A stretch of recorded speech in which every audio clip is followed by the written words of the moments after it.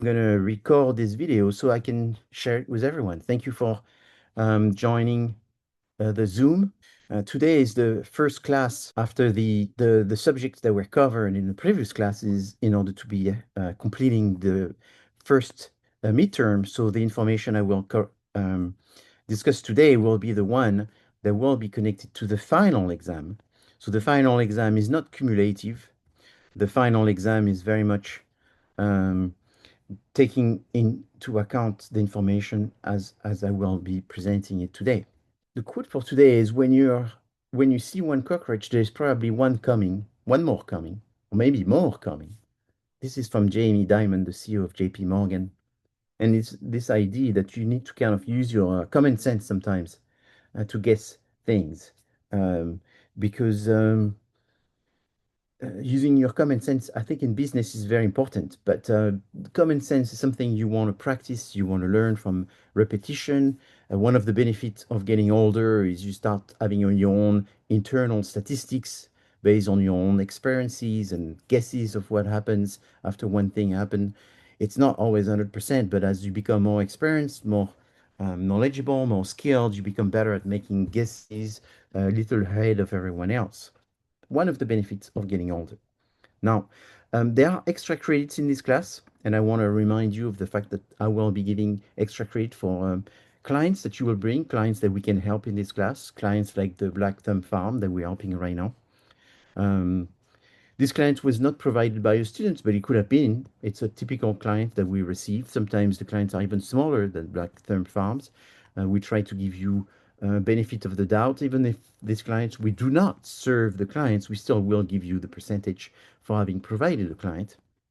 So you want to do this before the end of April, so that way we have time to interview them or at least check that this client is, someone that is close to, if not fully capable of being receiving our services.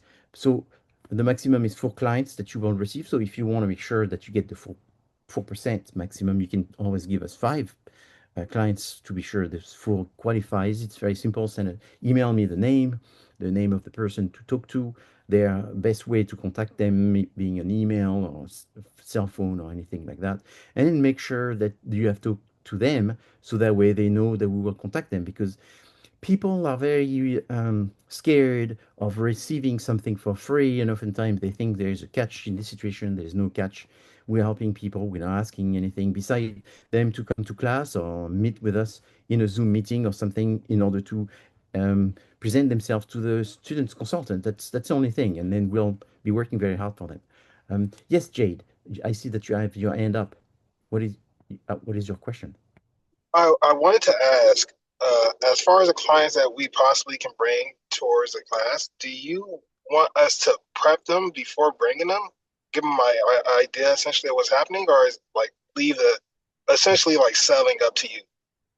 Yes, it's better if you prep them because when we contact a client and we tell them we have very good consulting services that are extremely well received, very competitive, um, which could help them to the point that they could be doubling, tripling their revenue and all this right away. Let's say if it's in the phone, they put the phone down and they probably correct. It's too good to be true, so they're going to be scared and they're going to run the opposite direction. But if you know someone, even not extreme, it's not like your best friend, but someone you know that has a business, and you tell them, I'm at CSUN and they have a program sponsored by Wells Fargo because it's so good. And this program is essentially helping businesses by giving them recommendation. It's a win-win because the students get to work for a real business and the business get to get recommendation. Most businesses, meaning 99% of the businesses, have never had any of those services given to them. The reason is too expensive, so most of them won't even dream of having this kind of services. But this time it's done by the university, it's free of charge. The only negative is it cannot be done very quick. If they say, "Oh, can you do it today and can it be done on Monday?" No, it has to be done within the semester. So that's not really a big negative. All they have to do is talk to the students. And so if you prep them, they're going to find all of these very reasonable. They're still going to find it too good to be true. And sometimes they say, please put my name in, that would be great. That sounds amazing. I would love to have those recommendations. So essentially, it's like a coach. We're going to be doing what we do for Black Thumb Farm, coaching those businesses, giving them the best recommendations. Most of these businesses, meaning 99% or more, like I said, cannot afford those services. Usually, the successful businesses are always 100% receiving consulting services versus the one that are small do not. And sometimes that's why also they stay small, is because they think small, they act small, and they stay small, and then eventually they disappear. To grow a business, you have to think big, and thinking big is oftentimes spending more money in order to get to a bigger position. And one of them is you get consulting services from lawyers, consulting services from financial advisors, consulting services from business management. That's what we do. Consulting services from accountants, content, from tax people and all that. So no wonder that the people that spend the most money getting those consulting services are the ones that do better at the end. But it takes money to make money, and you have to make choices. There's limited resources, so sometimes, most of the time, businesses take the position of taking no consulting services, and then they just try to wing it. And so that's not too difficult. If you know someone very well, it's not too difficult to sell it because you're actually doing it right now. So it's not like virtual is that's what you're doing. Did I answer your question, Jade? It did, and I appreciate it. Thank you. Yes, and at the end of the day, you are getting extra credit, but you're also helping someone. And it's a kind of like asking someone, "Hey, do you play soccer?" Yeah. "Hey, do you know anyone who plays soccer?"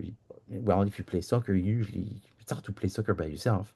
Yeah, I know someone else. Hey, would they want to get a coach, a soccer coach, a professional soccer coach for free for 3 months? And if they're serious about soccer, they're going to say, heck yeah, I would love to have a professional soccer coach. And that's essentially what it is. It's like, hey, are you a business student? Yes. Hey, do you know any businesses? No. So it's kind of not really good if you're a business student and you know no businesses, because in business to succeed, what do you need the most? Time, yeah. Money, yeah. A business plan, yeah. A network, yeah. That's what you need the most, is a network. The most successful business people are the people not with the most money, not with the most time, not with the most skills, not with the most business plan, but the people that know the people, knowing who is number one. And so sometimes people say, I want to go to that university because I don't care of the degree of the knowledge I'm going to get. I'm only going to go there because of the network I'm going to get straight away from the notoriety and from the alumni in that college. That's very true, very smart. Mostly if you're doing business, if you're doing, I don't know, education, maybe it's not as important. But if you're in business, network is number one in order to be successful. So if I ask you the question, do you know any businesses, and you're a business student and you say, the answer to do I know any businesses is I don't know any. I know zero, meaning that you may be a A student, but if you know zero businesses, it's you may be spending too much time trying to get A's and not enough networking. So part of networking is you know a business, tell them we're going to help them, and therefore you're building a network. And when this person is getting help, it remembers you. So business is like this. It's connecting and helping people and being there. If you're in real estate, it's very obvious. That's what the real estate people do, is network, and being there everywhere and helping as many people as possible so your name and your face gets to be known in the community. All right. So send me businesses, you'll get rewarded and will help these people. It's a win-win for everyone. Another thing you need to do is there is the HubSpot certificate. And because time is flying, it's actually due next week. So this is a screenshot of your syllabus. If you download your syllabus or look at your syllabus and you go into next week date, you will see that, or you go in Canvas, you will see that the HubSpot certificate has to be done. In the past, 100% of the HubSpot certificate were completed, and pretty much everyone got a A, because all you have to do is just complete it. So if you don't complete it, you don't get anything. And there was only one person out of 165 that didn't do it last semester, but this person just disappeared. So if you're still here and in the class, all you'll have to do is just complete it. It's also something that is amazing, because that's another thing, to succeed in business is not only network, but it's other things such as having a good resume that shows the experience you have. And HubSpot is a very big company that trains people to be good at social media and all this. So being good at social media, it's not the worst thing to have in your resume right now. In fact, it's one thing businesses look all the time. So just a reminder, don't forget to get your HubSpot certificate done for next week. I don't ask for a lot of assignments. There's just a few. There's the packback, and there's the HubSpot, and then there's the working on your group paper, and then doing the midterm. So do not forget about the HubSpot. It's not that difficult, and it's a win-win for everyone. Now, just to give you a resume of where you should be standing, one, you should realize that doing research is great because by doing research, you can become a much better business person by making less mistakes or minimize your mistakes because with research you can make better decisions. What should you do research on? Well, you should do research on number one, the opportunities. So the opportunities is not what you're going to do. Opportunities is what's going on. What are the changes in the market that you can take advantage of? If there was only one opportunity that you would want to look at versus 30 um, type of opportunities, which one you would look at? You will look at the customer because the customer is the center of the attention when it comes to having a business. You have no customers, you have a business, you have a customer, at least you have a business. So number one opportunity is the customers. But when you look at the customers, how can you be competitive? Is by looking at the different customers. So segmentation, targeting, and positioning. It's this concept that there are several customers and dividing them by the different style of customers, the different groups, characteristic of customers is very important, and that's the skill that is true STP. So that scale is very important. Dividing customers is how you can look at them in a different eye with a different view. Then, once you look at those customers, you need to bring something is more different, more unique, more special, more valuable to the customers, and that's a just noticeable difference. So these elements that I've discussed several times before, I wanted to repeat them today because this is where you stand, is you sort of believe in all of this concept and the value of this concept. To do what? To do what's called the 4 Ps, the marketing mix: product, price, place, promotion. So we're going to start today with looking at product. So the product is what you will be selling. Inside the product, you have the product mix. So you have the marketing mix. Inside the marketing mix, you have 4 Ps. One of the Ps is product, and you also have the product mix, all the components in order to be able to market your product.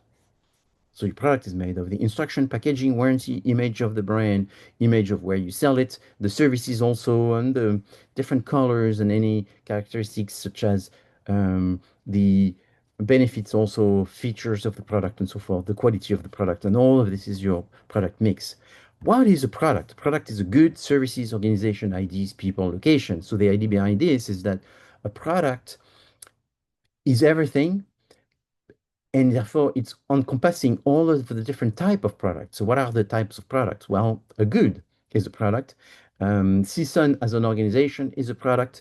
A singer is actor is a product, and a holiday destination is a product, or a specific piece of land is a product. But all of these are have subcomponents, and the subcomponents are more specific. So if you look, for example, at a service is made of characteristics such as the fact that you cannot store it.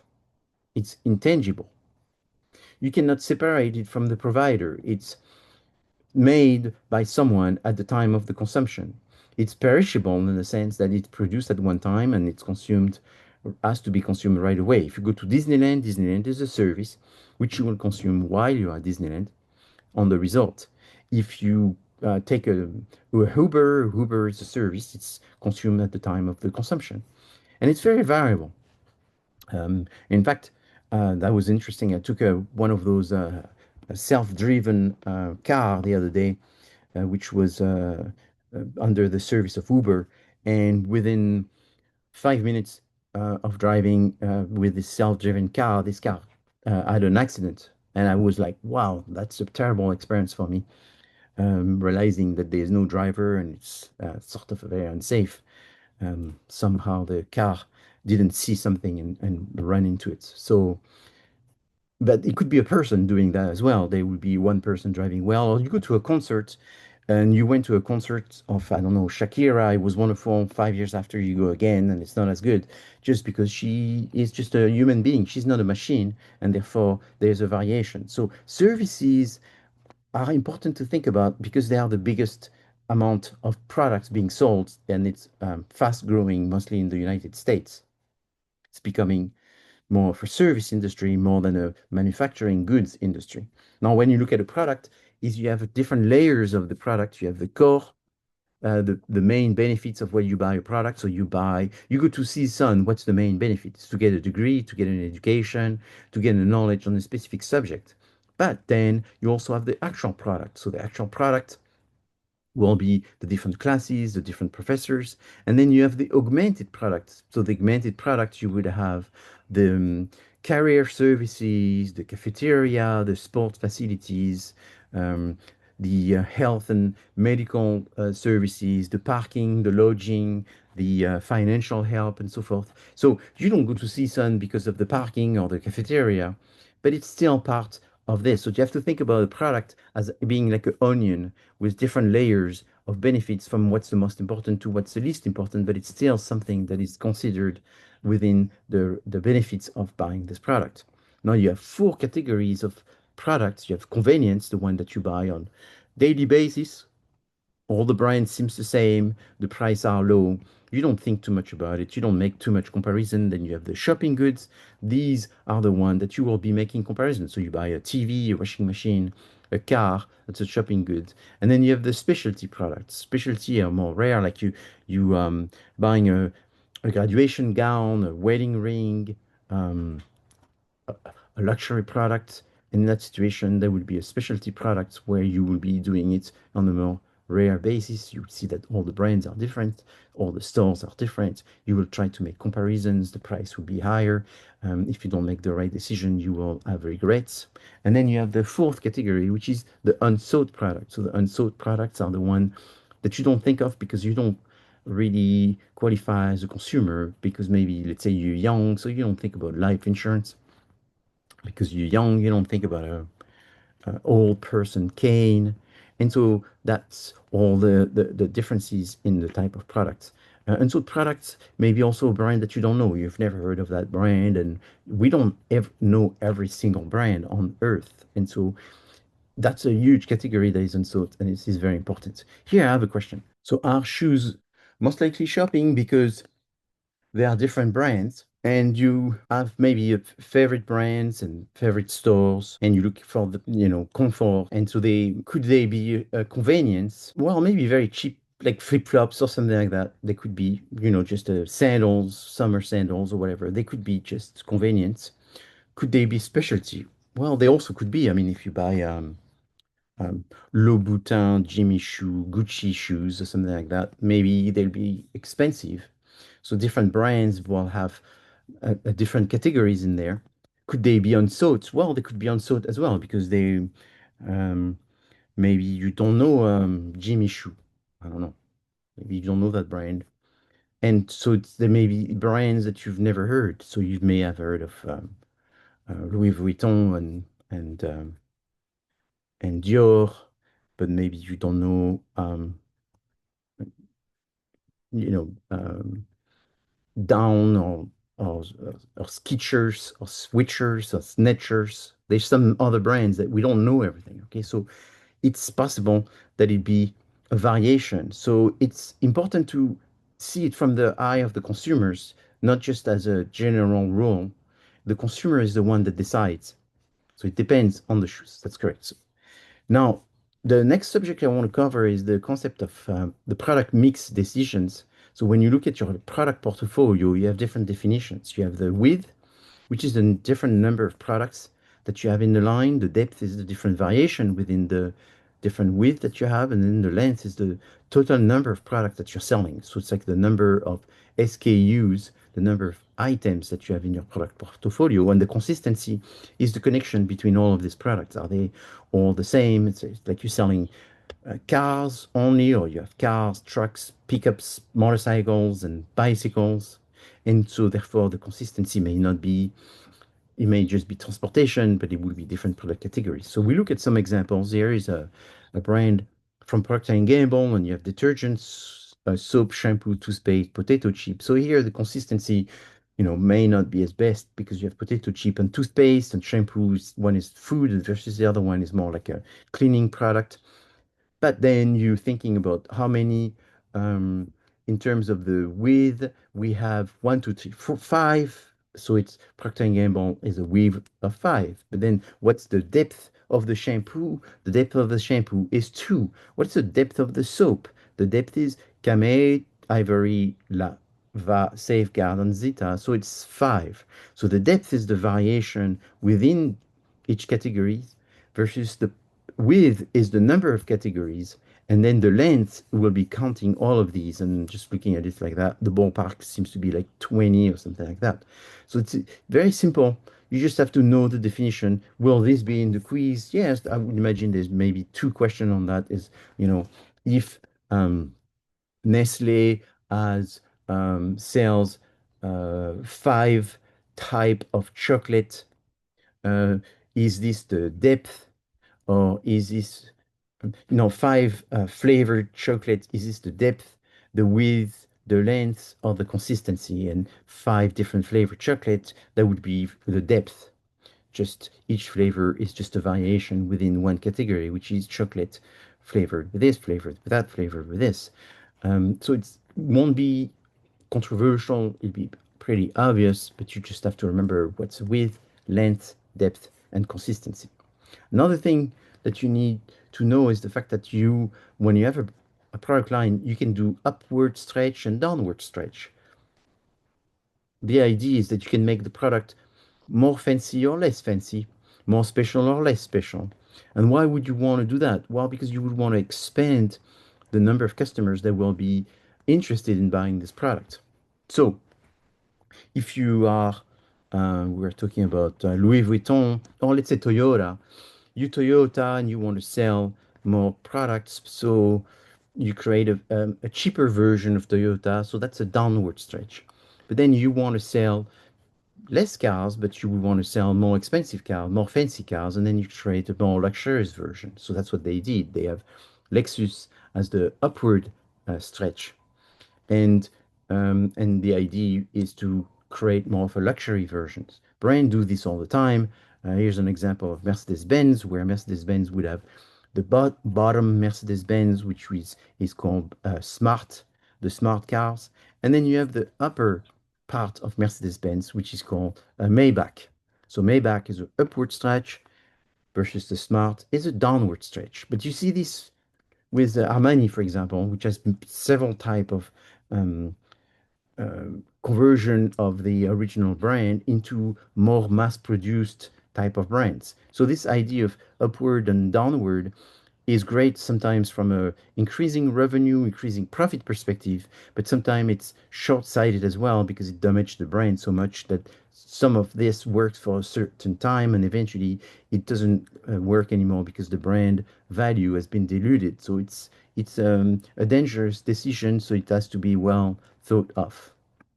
When you talk about the product mix, you talk about the different attributes of the product, the packaging, the labeling, the branding. So we look at this.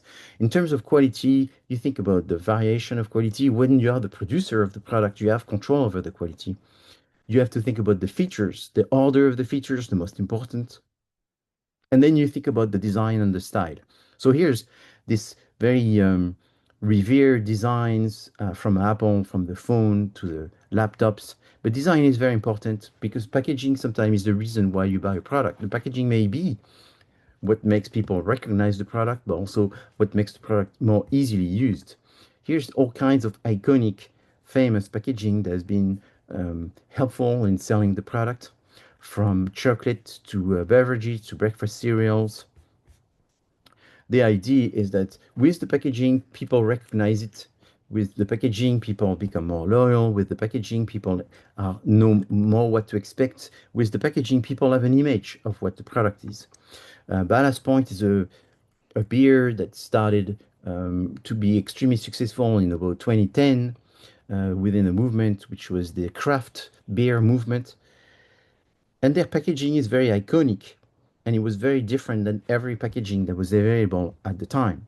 But sometimes the packaging is also helpful in the way you consume the product. Go-Gurt was the design packaging that make the product more attractive to kids, for example, because they could be eat, eating the yogurt without having to have a spoon. Pringles is famous because of the shape of the potato chip and the fact that people can easily predict the shape of every potato chips, and it's sort of a standardized, and it's sort of protect the chip not to be broken down. So if you have a label, you want to make sure it identifies, describes, and promote the product, and it has to be very clear. Simple label that shows the product, shows the brand, identify what the product is about, and then follow all the type of rules and regulations. Should it be a product design based on an idea, or should it be derived from what the market wants? So this is one of my brands, and I've made the mistakes originally when I developed the packaging was based on what I liked. So I always like to teach the fact that you serve your customers, and marketing is about satisfying the customers. What do the customer want is what you should be delivering. So my first packaging is the one on the left. It was a black box with silver dots, and I thought this was very elegant. It was very subtle. It was not screaming and so forth. And people liked this packaging, but it was not the most attractive packaging for my customers. My customers were Asian, Armenian, Russians, and they like the color red. And the minute I changed the color red, my sales went up. Same product, just the color of the packaging made a tremendous difference because I was thinking for myself, but I was selling it to another group different than myself. And so that change of black to red made a significant difference. Here's another brand of mine, which I did as a collaboration, and I was not in charge, or at least I was not the front person in charge of the designs. And so the before is on the left side. It was designed as the bottle on the left. It's actually a spirit, so it's not a wine. People identified the bottle on the left as a wine. So they thought it was expensive for a wine. Spirits are usually more expensive than wines on average. And they thought it was very confusing in what type of spirits and so forth. And this product didn't sell well. And one of the reasons was the fact of the packaging. The liquid in itself actually won large number of prizes, double gold medal, best of the year, and so forth in different countries. In fact, in Germany, this product had won best spirits of the year from the professional recognition, and we couldn't give it away in Germany because the design just was killing it. So eventually we changed the design to the one on the right, and just this change of design, no change to the product in itself, but just the design of the packaging made a tremendous change. Um, I mentioned this in class where I was asked to why was my product so good but so affordable, and people were sort of worried, how could it be one of the best in the world when it's the same price as everybody else? It should be much more expensive. So eventually, I developed a design which was very unique, very expensive because the bottles were $15,000 per bottle. And I created all these different elements with the different cigars, the different things that were inside the specific bottle with the display and so forth. And I was selling it $15,000. What was interesting is it sold extremely fast. Because it was so expensive, people thought it was so much better. And therefore, the packaging was really selling it because I was actually selling this liquid for a much cheaper price. And for a much cheaper price, because the liquid was so special, the people would not care for it because the packaging looked too basic. So, an extremely rare, extremely sophisticated liquid in a very basic packaging, I could not give it away. So what I did is I put it into an extremely expensive, extremely sophisticated, overly expensive product, and then people were wanted it much more. So there is a very important concept, which is you have a positioning and you have a market. There are consumers. If there's a match between all of this, that's when your product becomes successful. Now I'll be talking about brand strategies. So what's a brand? A brand is a name, a term, sign, symbols, or design, or a combination of these intended to identify the goods, um, and this to differentiate yourself from the competitors. So if you have a brand, you can market it. If people see a brand, they trust it more, they remember it, and they may even become loyal to that brand and think, therefore, it's reassurance. So branding is this process of giving the brand some level of power, of notoriety.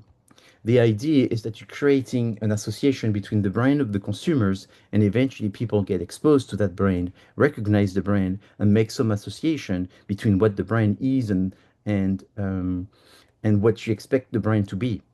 So Brands create expectation, they reduce risks, they make it easier for people to buy a product. If they see a brand that they know, they buy the brand that they know. They can sometimes have a personal, emotional meaning to the person who's buying it. And they have an identity, which is sometimes what people are buying, the identity of the brand. From the business perspective, it allows you to invest in that brand. It helps you with your storing, inventory, shipping. It protects you because sometimes people copy your product, but they can't copy the brand and the product. They can copy one or the other, and that allows you to protect yourself. It creates loyalty, which is that you have a group of customers that keeps buying and they are very loyal to that brand. And it's a competitive advantage because you can create a perspective, you can create this positioning that separates yourself. So brands are associated with the word, and that's what's very important. It's the concept of positioning. Branding and positioning are very related. So if you see this Mercedes in the top left corner, you can see that it's a Mercedes. But if you see the other car, pictures, you wonder if it's a Mercedes. And in fact, not all of these are the same cars. There's one which is a Mercedes and another one that is a Jack. Even the logo of Jack Motors is very similar to Mercedes. And so they sort of copied the logo and sort of copied the car, but at the end, they don't call themselves Mercedes-Benz. So the brand is what separates you. Range Rover Evoque versus the Land Wind X7.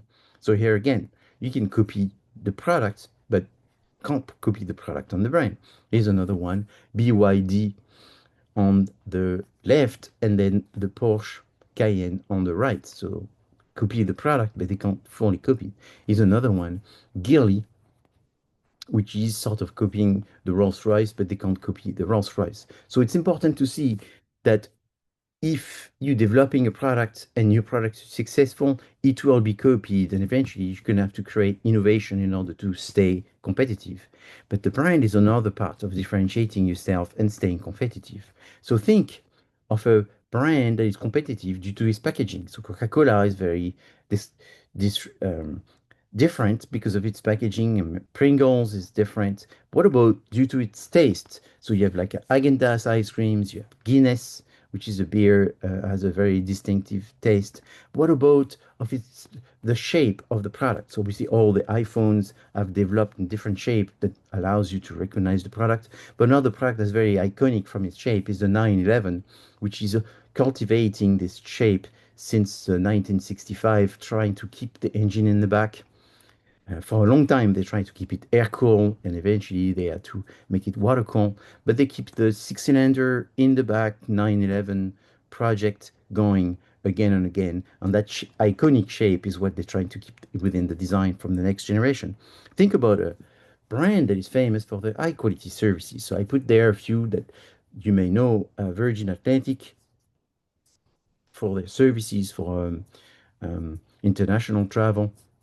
American Express for the customer services, and McDonald's for the speed of the services, and sort of this consistency of the product that you will get everywhere. I'm not saying it's the best burger, but I'm saying the services are very consistent across. Think in terms of the quality perception. So Gillette sensor is perceived as very high quality. Victorinox for the knives, and Montblanc pen as well will be very famous. All of this culminates to the concept of brand equity. So what is brand equity? It's four components. The first component is brand awareness. Do people know the brand? Plus, brand association is what are the features, words, benefits, values, point of references mostly associated with the brand. If it's one, it's called a unique selling proposition.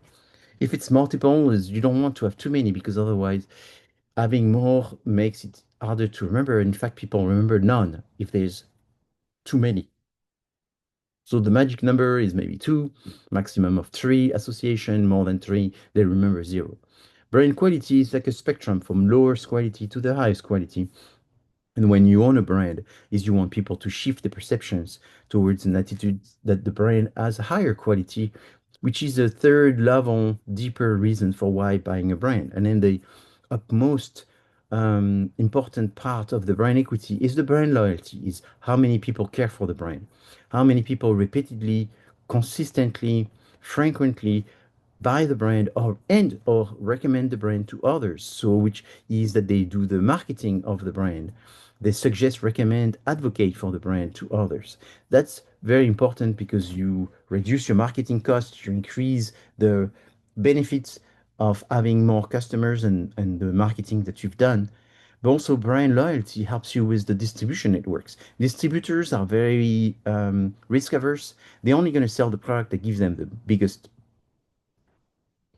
profit, but also the brand that are the easiest one to sell. And the easiest one to sell are either the cheapest one or the one that the customers are looking for. So brand loyalty is a way to reduce trade bargaining, where the distributors are going to try to get you to lower your prices. If your brand is strong, you don't have to lower your prices as much as if your brand is weak. Now, the different type of brands depends on the brand that you want to have on the product. Sometimes there are brands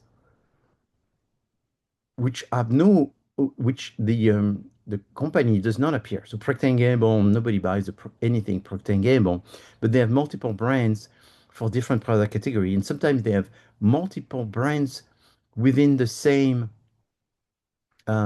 making the same product but for different reasons. We'll talk about this just in a minute. So if you use the brand name of the manufacturer, it's good, but you could be using the name of the distributors. In that situation, it's called a private label, where you will be buying Savon, Albertson products or Costco products. Um, Costco products are called Kirkland. That's the brand Costco would use. Um, so the effectiveness of using those brands different ways depends. Sometimes it's better to have not the manufacturer as the brand and have specific brand for each one of the industries.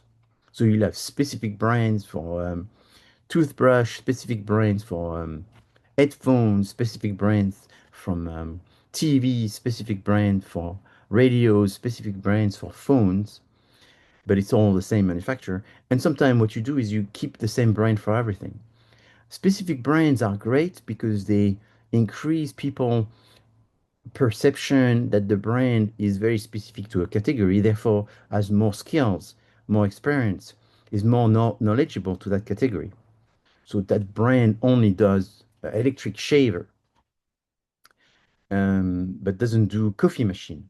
But then you have some brands like Philips, which does not have different brands for the different industries or product categories, but it's the same. Everything is Philips. So you buy a Philips coffee machine, a Philips shaver, a Philips radio, a Philips bathtub. I mean, I don't know if they do bathtub, but everything is Philips. The advantage is that you don't have to spend as much marketing by having marketing campaign and budget for each one of the brands. You have marketing budgets for all the same brand, but then you reduce the legitimacy of that brand being able to do so many of these products. In fact, consumers may even wonder if you really were the manufacturer or if it's just a licensing where you're using the product made by someone else and just putting your brand on it. And is that brand the brand of the original owner, or is this just a brand that is just being used for because that has notoriety for selling a product and it's the manufacturer, or maybe not even the manufacturer, some distributor using that brand in order. So it's just muddy the water and people don't trust it as much and think it can't be high quality. It has an impact on the brand equity. So the at the end is there's no good or bad, is you just have to see how much stretch is it to use a brand by putting into a different product category that is not related and therefore will somewhat damage or create questions for the consumers to be buying this product made with this specific brand. So again, Philips is very special to this. So many product categories being covered. So now, what is a flanker? A flanker is when you create a brand which is sort of the same, but you try to create as many brands as possible because you want to take as much space in the distribution network as much as possible. So the idea, if you take a supermarket, for example, how much space is in the supermarket? Well, there's limited amount of space. If you produce many brands of soap and therefore propose it to the supermarket, they're more likely to buy from you because you have so many brands of soap, and therefore the soap location will be covered most likely with product that you are the owner in the back, but there are multiple brands. Flanking allows you to reduce the access for the distribution network to your competitors. The problem of flanking is sometimes it's not flanking for increasing customer satisfaction, but it's flanking for decreasing the likelihood for customers to be able to enter the market. And flanking is expensive because you have to, again, having multiple brands, you're going to have to market all of these different brands. So you may be really making it difficult for the competitors, but at the same time, making it difficult for yourself because you lack the resources in order to really spend the money into your brands that would be doing very well if you were paying attention and marketing them and supporting them well versus trying to have too many. So it's flanking is good, but it's mostly done by large companies because they can only afford to have multiple brands and be able to maintain all of these brands. Cash cows is when you try to have specific brands that are going to be not costing a lot of money to sell, and they're not going to be in a very trendy, popular categories, but you don't have too many competitors, and you're just taking advantage of having products in that category. Low and entry level is you'll have very limited features product that you will be selling in order to be the cheapest one in that category. And the opposite, well, you try to create brands that are more premium and selling products to a much higher price.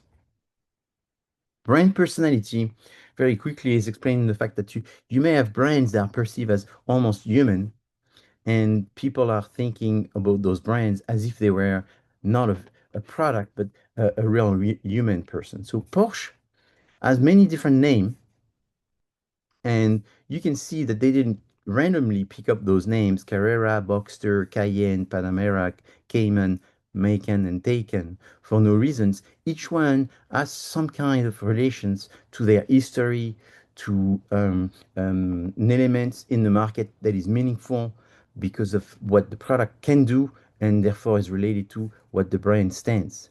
So brands and the name of the product are very important, and you have to pay attention because sometimes people buy more than what the functionality of the product is, but also what it means. So, five brand strategies. Line extension is when you sell the same brand to the same customers to the same product category. And line extension is you just keep calling it the same. So a Danone yogurt, if you just adding flavors, you or changing the product, you keep calling Danone because you want to sort of invest in that name. Brand extension is when suddenly you realize that using that brand um, we can actually use that brand because the brand is so powerful that even if we create a new product in a different category, the brand is what's going to make people familiar with it and therefore more comfortable with buying this new product. So Barbie is famous, and then you're going to sell electronic Barbie video games, and you're going to keep calling it something Barbie. Jeep is the same. It's seen as a lifestyle. And so if you sell outdoor clothing, equipment, camping products, you're going to call it Jeep because it's connected to that brand. So same brand for different category.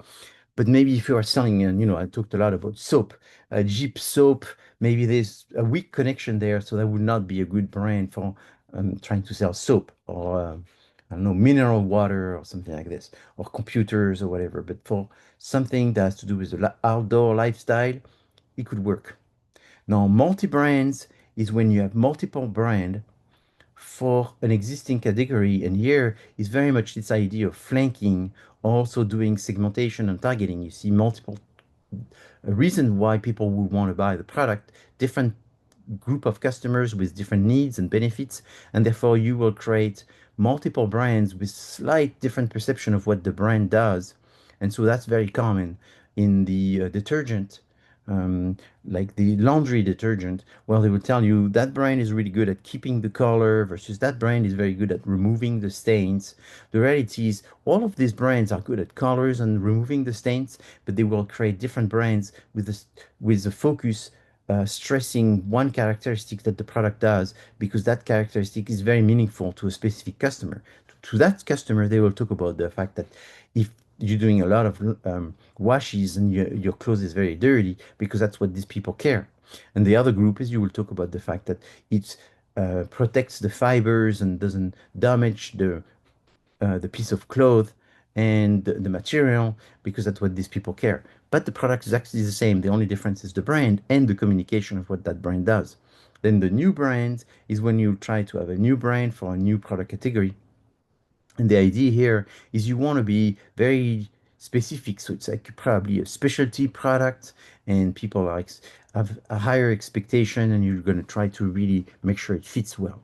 Now, let's talk about product design and pareidolia and anthropomorphism. So, what are these? Pareidolia is the fact that people look at images and try to imagine these images and give them some kind of human face. This is important when you do design. You have to think about this. Another one is anthropomorphism, is when you try to give some human attributes to the product because these increases people familiarity and comfort and sort of emotional connections that make it easier for people to remember them and to like them as something that is personal. So here, multiple examples of products that have been using pareidolia and anthropomorphism.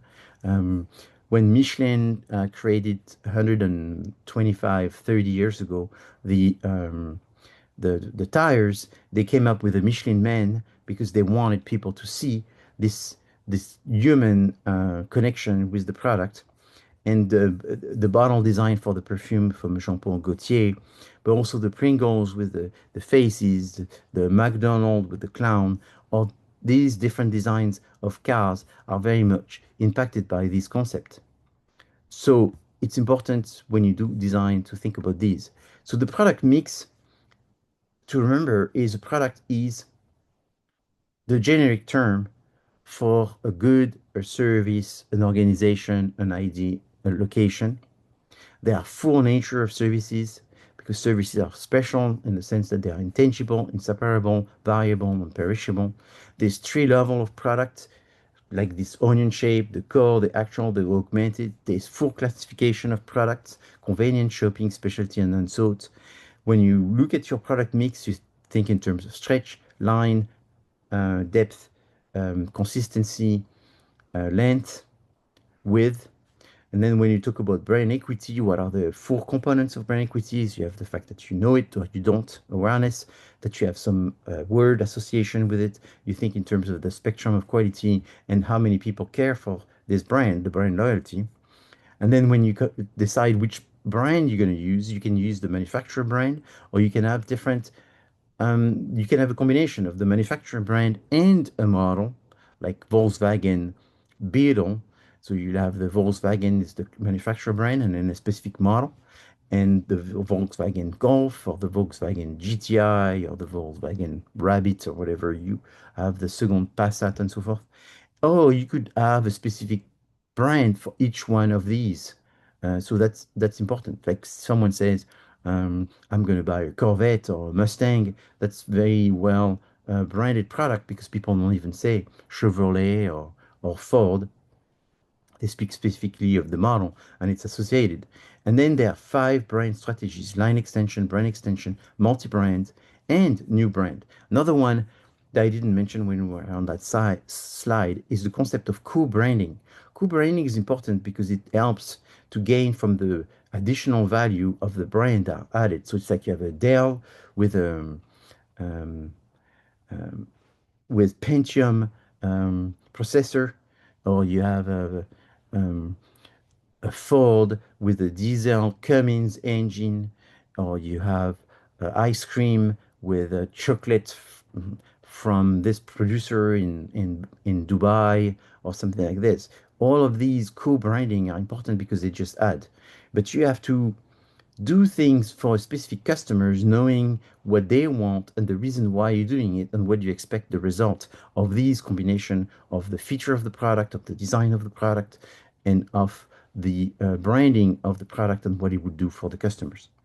This concludes the product mix here. So I'll move on to the next section, which is the section that has to do with new product development. So new product development is the next subject, which has to do with one of the strategies, the most common strategies. There are four strategies: market penetration, new product development, and diversification.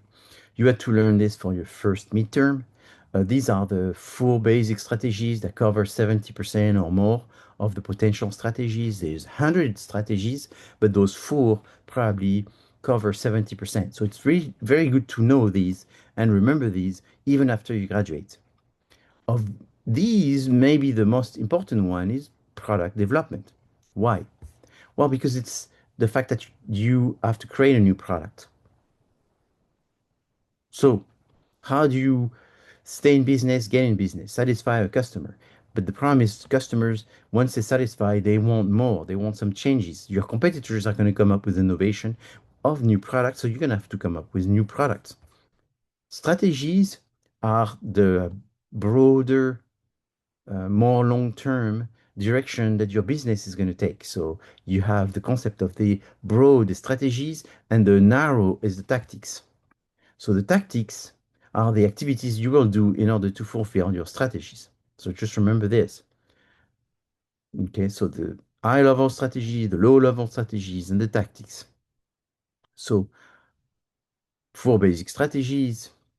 If you go into Canvas and you go into tips, you will see a list of potential strategies. I try to summarize the most basic strategies in there and show also the lower level strategies, which are the strategies at the product level. And so that slide is available. The idea is that you have strategies at a corporate level, at the business level, like the four basic strategies, and then you have the strategies at a lower level, at the product level, price level, place level, promotion level. So if you're doing a product line extension and decisions or branding decisions, and you're going to do brand multi-brands. Multi-brand is a strategy, but it's a strategy at the branding level. So it's a sub-strategy. So it's a lower level strategy. It's still a strategy, but it's not a corporate broad strategy, but it's still a strategy, but it's not a tactic. So it's important to see the three level, which is overall strategies, strategies at the P level, and then under the P level strategies are your tactics. When you look at your customers, you think in terms of benchmarking. Why would you do benchmarking? Is to learn the strengths and weaknesses of your competitors, because you can see what they are the best at. Maybe you can learn from what they're best at by sort of getting inspired by it, but you want to see also where they're not very good at. So that way you can assess where they're going to be weaker on. So it's sort of a SW, strengths and weaknesses of your competitors, is benchmarking. But in benchmarking, you're looking at other things. You can look at their pricing, you can look at their communication, you can try to estimate their budgets. You can also think about their strategies that they're taking. You can define, review their targets and who they're selling the product. You can try to identify the innovation that they're working on. You can look at their distribution network. There's many things you need to do besides just strengths and weaknesses, but the strengths and weaknesses is the minimum. Here's a case study. I think this product, in terms of representation, is very good because it's essentially helping the consumer make a decision. Do you want good eggs? Yes. What is good eggs? Good eggs is eggs that are nutritious. Good eggs are eggs that are organic. So here it says all kinds of things: ethical eggs, happy ends, sunshine, pasture raised. It's family owned business, small family, small farms, outdoor farms and so forth. So there's a big difference between this and that. This is just a plain packaging versus this one has all kinds of information to help you make a decision. What would be the minimum? The minimum is you say the name of the brand, how many products you have in there, and who's the company that behind this product.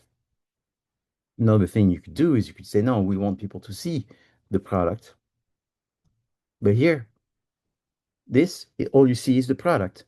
How could you make this more expensive? How could you make more money out of each one of these eggs? Is by giving them a brand so that people can be more comfortable. So you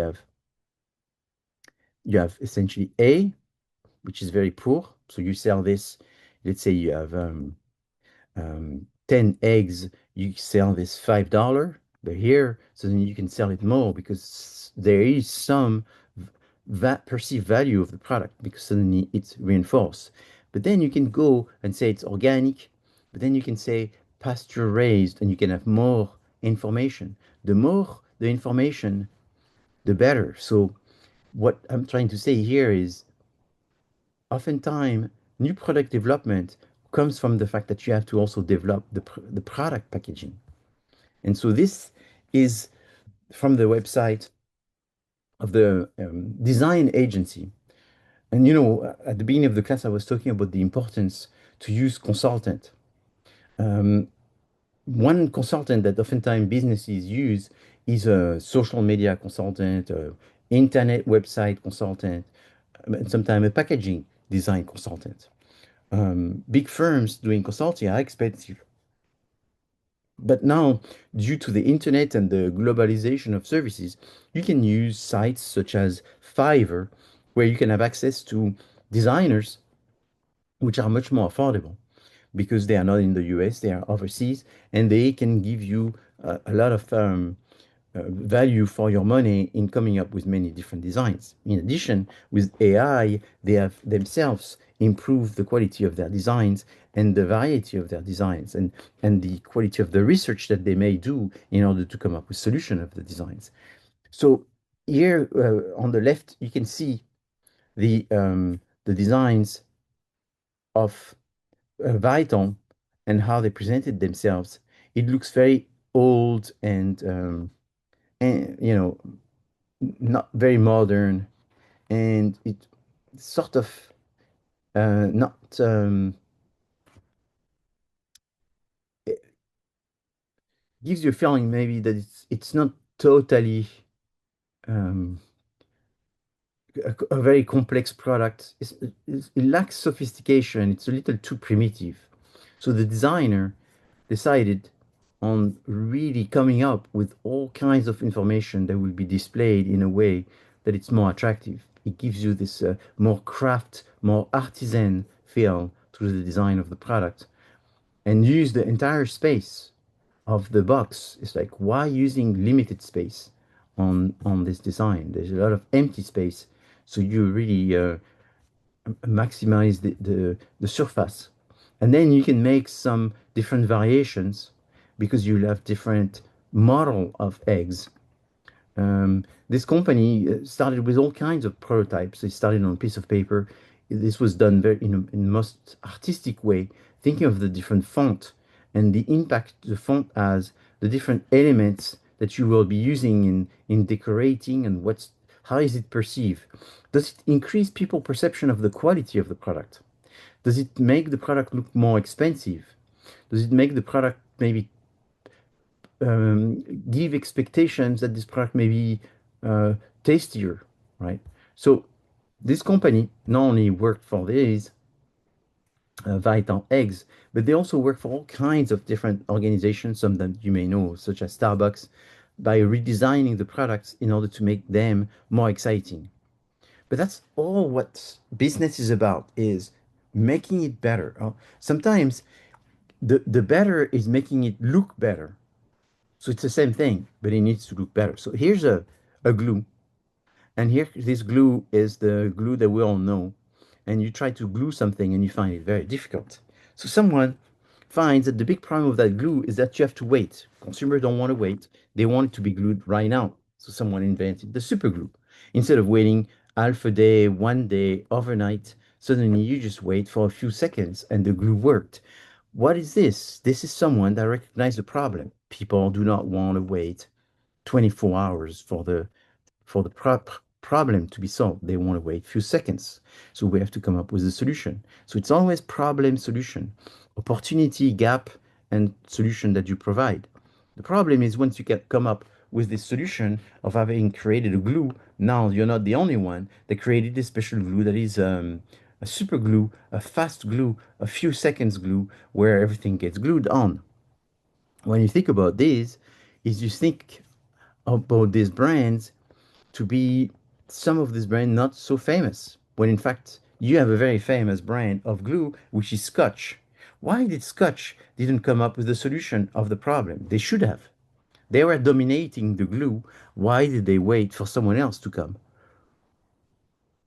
Oftentimes, the new ideas, which are meaningful to the market, come from smaller companies because smaller companies think outside of the box and are much more creative. When you're a big company, you usually are comfortable.